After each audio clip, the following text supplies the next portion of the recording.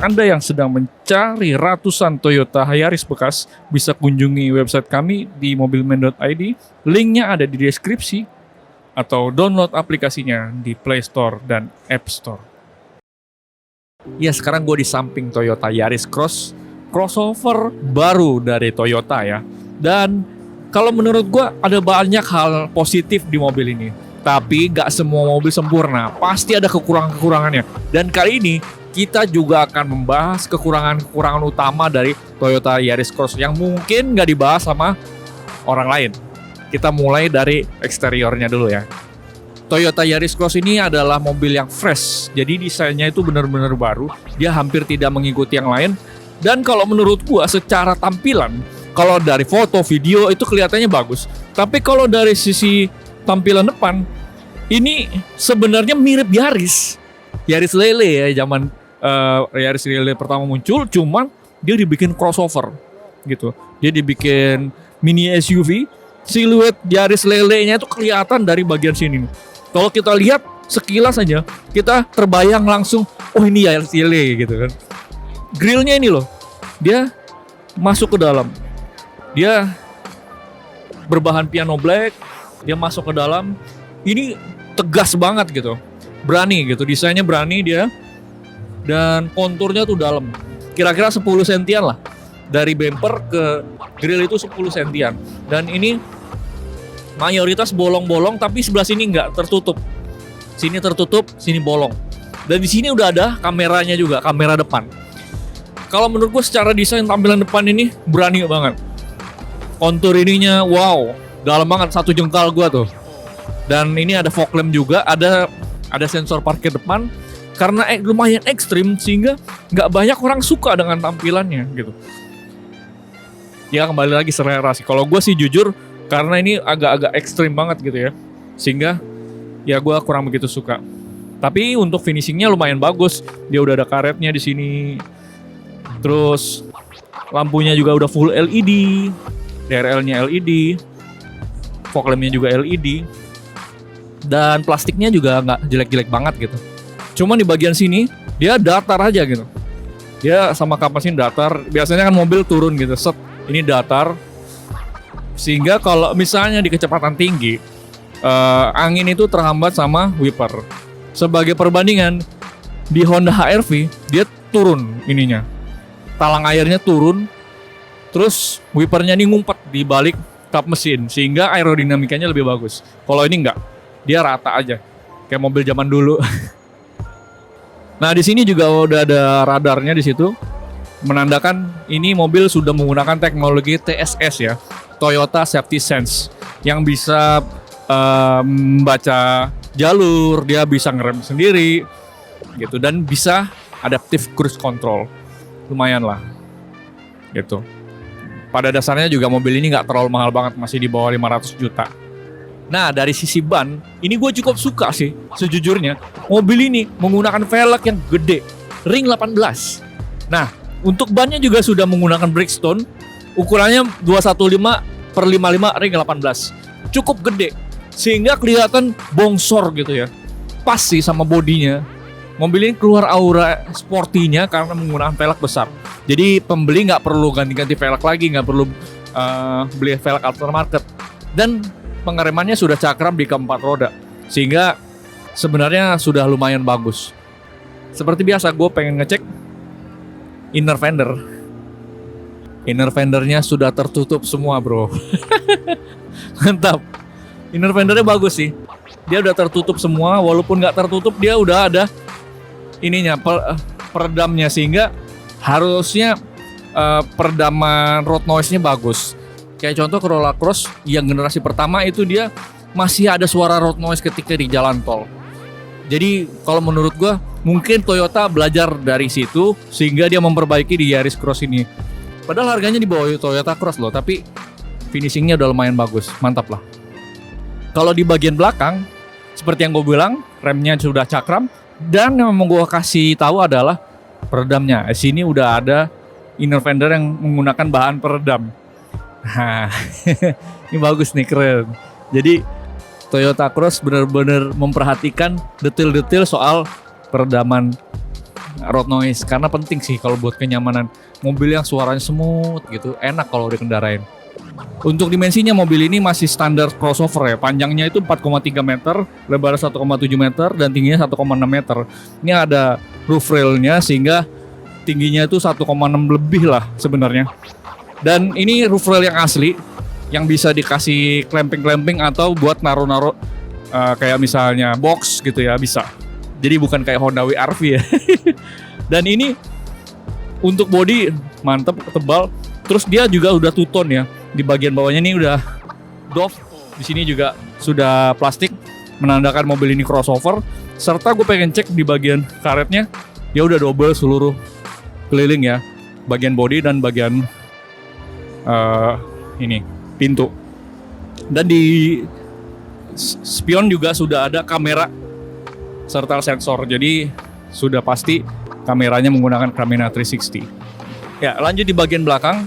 Di sini gue melihat ada spoiler yang cukup unik posisinya, yaitu di bagian bawah kaca yang kalau dia nggak bolong ya, dia menahan air nih, jelas. Jadi kubangan air bisa dibawa di sini, sehingga pas lagi jalan ada air-airnya di sini. Lucu juga sih. Ini udah menggunakan defogger belakang dan udah ada wipernya, mantap. Dan ini adalah varian GR ya. GR dia sudah menggunakan lip bumper GR. Ini ada logo GR-nya. Walaupun ini tipe S ya. Tipe S yang bensin. Untuk lampu-lampunya dia udah full LED. Semuanya udah full LED. Dan ada kamera mundur juga. Dan kalau menurut gua belakang sih oke sih. Cuman ini aja sih. Aneh aja ada spoiler begini. Lucu. Kita lihat di bagasinya. Bagasinya sudah full elektrik loh. Oh, udah lumayan. Untuk kelas harga 450 jutaan udah paling top ini. Ini juga bisa diatur ketinggiannya, cuman ini ketinggiannya segini nggak apa-apa. Dan di bagasinya sudah ada partisi, walaupun ini masih kanvas ya, bukan yang bahan-bahan keras. Cuman lumayan. Ini udah bisa melindungi barang-barang yang barang-barang yang ditaruh di bawah. Jadi kalau dari luar nggak kelihatan karena tertutup ini. Jadi aman. Lalu di bagian bagasi, kalau ini kita tarik, wow, lumayan besar, tapi bukan yang terbesar di kelasnya, tapi ya cukup lah untuk koper besar, tidur satu bisa. Dan di bawah ini ada kompartemen aja. Dan di bawahnya kita lihat ada ban serep, tapi ban serepnya kaleng ya. Dan di bawahnya udah ada peredamnya loh, di bawah ban serep, lumayan. Ini juga tebel banget. Tebel kira-kira 5 cm lah ketebalannya. Sudah ada lampunya juga dan ini pemasangannya nggak sulit, gampang. Lalu joknya juga bisa dilipat 2:1 sehingga kalau misalnya butuh bagasi yang lebih luas bisa ditarik langsung turun ke belakang. Mantap sih, ini udah menggunakan power backdoor ini. Jadi sudah serasa Toyota Corolla Cross. Nah, salah satu keunggulan Toyota Yaris Cross adalah di mesinnya. Bukan tenaganya, tapi konsumsi BBM-nya. Karena dia menggunakan sistem hybrid paralel.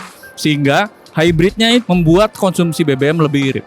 Jadi ketika kecepatan rendah, dia menggunakan mesin elektrik. Lalu ketika kecepatan tinggi atau butuh tenaga ekstra, mesin bensinnya akan berjalan. Untuk konsumsi BBM rata-rata biasanya banyak reviewer yang mengetes antara 1:15 sampai 1:18 km. Jadi 1 liter untuk 15 km. Cukup irit sebenarnya, karena kalau pesaingnya, contohnya Honda HR-V, dia rata-rata konsumsi BBM-nya itu 1:13 sampai 1:16 gitu. Jadi sudah pasti lebih irit karena dia hybrid kan. Tapi tenaganya, nah ini kalau bicara tenaga Toyota Yaris Cross ini menjadi yang paling kecil ya di antara pesaing-pesaingnya. Kayak Hyundai Creta itu tenaganya sampai 113 horsepower. Lalu kalau Honda HR-V itu bisa mencapai 119 horsepower. Sementara ini hanya 110 horsepower digabungkan antara mesin hybrid dan mesin bensin. Apalagi kalau misalnya hanya mesin bensin aja, tenaganya cuma 90 horsepower. itu kecil banget karena Honda Brio aja 88 horsepower.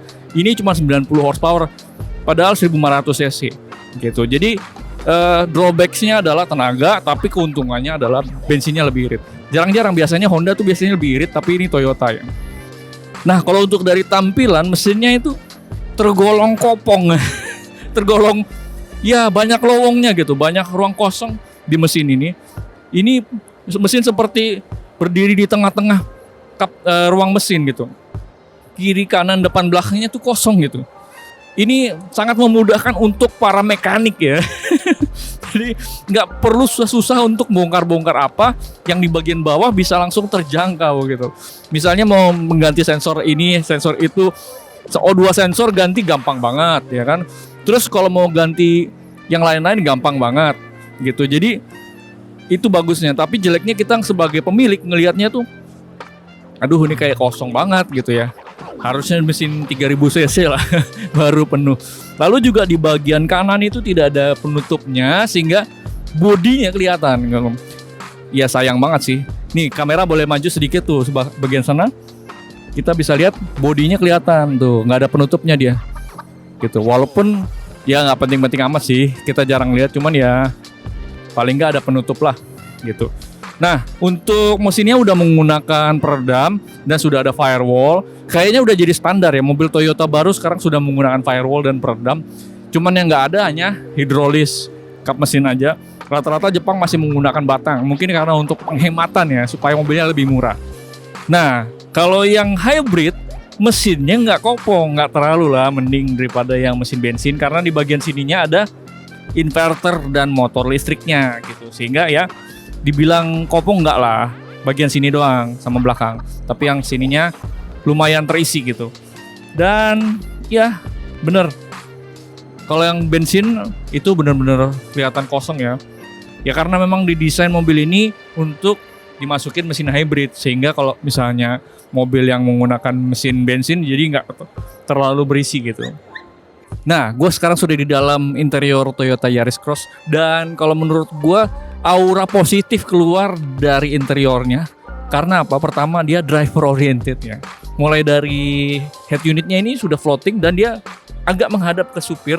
Terus di sini juga ada pembatasnya ya, seolah-olah jangan ganggu ya. Ini tuas transmisi gue. Jadi mantap juga. Lalu semua sudah digital, mulai dari pengaturan AC, layar speedometer juga sudah digital, head unitnya sudah ini ya, sudah seperti terintegrasi dengan dashboardnya. Jadi bukan kayak aftermarket gitu, kayak Suzuki Grand Vitara ya kan, karena ini kan pesaingnya Suzuki Grand Vitara juga sama crossover. Terus di sini juga sudah tidak ada handrem lagi, tapi udah menggunakan electronic parking brake. Terus udah engine stop, terus juga sudah ada pedal shift ya. Ya sebenarnya wajar karena sudah pakai pedal shift. Dan ini setirnya sudah menggunakan kulit ya. Dan ini ada jahitannya, keren. Tapi di sini masih plastik keras, tapi di sini sudah menggunakan soft touch dengan kulit sintetis dan jahitan asli. Sudah kayaknya Toyota udah nggak berani ya masukin jahitan-jahitan palsu gitu kayak di Yaris Lele dulu ya kan. Sekarang udah nggak ada, dia udah menggunakan jahitan asli karena takut dibully. Lalu untuk di sini sudah ada cup holder yang cukup dalam, sehingga kalau misalnya masukin botol dia hanya berdiri sedikit aja tingginya gitu karena dalam. Di sini juga sudah ada cup holdernya, unik karena dia bisa dua bagian gitu. Mau yang dalam ada, mau yang kecil ada. Jadi untuk air mineral kecil bisa juga. Di sini udah ada armrest yang bisa jadi tempat penyimpanan juga. Dan sepertinya tidak ada wireless charging, sayang sekali ya. Padahal di Toyota Agya GR Sport sudah ada gitu. Untuk glove box-nya dia sudah, sebenarnya ini soft opening, tapi kayaknya kurang pas gitu ya. Atau enggak? Oh enggak, sebenarnya dia enggak soft opening, cuman dia ada penahannya aja. Penahannya kayak ada per gitu supaya dia nggak terlalu blak gitu ya. Jadi ada penahannya dek gitu. Nah dia kalau dibuka begini dia mental ke atas lagi. Ya sayang aja kenapa nggak sekalian soft opening kayak misalnya mobil Eropa gitu kan, dia soft opening, mantap. Di bagian kanan ini dia udah ada pengaturan untuk bagasi. Jadi tinggi rendahnya bagasi bisa diatur. Lalu juga ada Untuk mematikan fitur emergency braking udah ada. Lalu juga udah bisa ada mematikan fitur stability control juga. Dan sayangnya pengaturan kaca hanya otomatis di depan, tidak ada di jendela lain, sehingga ya udah mau nggak mau ya memang selalu begitu ya Toyota ya. Gue juga nggak tahu kenapa ngasih fitur tanggung-tanggung. Untuk di sini udah ada vanity mirror sama lampunya, sini juga pasti ada. Atapnya hitam, cukup keren dan sudah ada handle-nya. Gue suka banget nih kalau mobil ada handle di sini, karena apa? Sebagai pengemudi mobil matic, pasti kita sering megang handle. Rata-rata mobil nggak ada. Jadi lumayan lah, oke lah. Untuk speaker, mobil ini menggunakan 6 speaker, tapi masih kalah sama Hyundai Creta ya. Hyundai Creta sudah menggunakan speaker bermerek Bose. Tapi kalau ini masih mereknya nggak tahu ya, sembunyi di balik door trim ini. Untuk bagian sini sudah ada soft touch di bagian samping sedikit sama di bagian sandaran tangan, dan ini piano black cukup oke lah. Dan udah ada spion retract juga gitu. Untuk pengaturan ininya sudah pasti ada tilt dan teleskopik. Terus untuk joknya lumayan mantep, dia kulit full dan sandarannya udah lumayan pas. Ada logo GR-nya juga. Dan jangan salah nih, mobil udah menggunakan jok elektrik ya kan. Naik turun, reclining sama slidingnya sudah elektrik. Tapi sayang dia penumpang masih yang manual. Cuman pengemudi aja. Jadi ya mau keren-kerenan cuman tanggung ya. Toyota selalu gitu, tanggung. Untuk spion dia masih belum auto dimming, dan untuk lampunya ya lumayan oke. Untuk di bagian belakang joknya lumayan rebah nih. Tingkat kerebahannya udah tergolong nyaman. Sini juga sudah bisa dikasih armrest juga, sehingga kalau untuk 4 penumpang dia masih dapat armrest di belakang. Kalau 5 penumpang bisa disenderin, dan dia juga sudah menggunakan AC walaupun dia bukan blower tambahan, dia hanya mengikuti depan. Jadi kalau misalnya AC-nya dikencengin, ini ikut kenceng sehingga nggak bisa diatur. Ini hanya katup aja pengaturannya. Jadi kalau memang penumpang belakang kedinginan ya tinggal tutup aja gitu. Lalu untuk headroom ya lumayan lah, lebih dari 5 jari, jadi nggak akan mentok. Terus untuk legroom ya lumayan juga. Gua tingginya 171 cm tapi cukup, apalagi kalau misalnya pengemudi depan nggak terlalu mundur, sangat lega. Terus sini walaupun belakang tetap ada yang soft touch-nya ya sedikit, lumayan lah gitu. Nah untuk harganya Toyota Yaris Cross ini sebenarnya ada banyak variannya, mulai dari yang Toyota Yaris Cross paling rendah yaitu G manual, itu harganya 351 juta rupiah. Lalu juga ada untuk Toyota Yaris Cross G CVT yaitu transmisi matic, 364 juta rupiah. Lalu juga ada Toyota Yaris Cross SCVT 700. Toyota Yaris Cross SCVT with Airport itu 417 juta. Nih varian yang sebelah gua, Toyota Yaris Cross Hybrid CVT 440 juta 600. Dan yang paling tinggi adalah Toyota Yaris Cross Hybrid CVT GR Parts 449 juta 950. Dan itu harga masih on TR waktu launching ya. Kalau misalnya di acara Gias ini bisa jadi harganya lebih murah karena ada promo-promo. Oke, sekian dulu review gue tentang Toyota Yaris Cross ini. Mudah-mudahan bisa bermanfaat buat kita semua. Dan buat kamu yang sedang mencari mobil Toyota bekas, bisa kunjungi di website kita di mobilman.id atau download aplikasi kita di Play Store dan App Store. Sekian dari gue Danang, and see you in next video.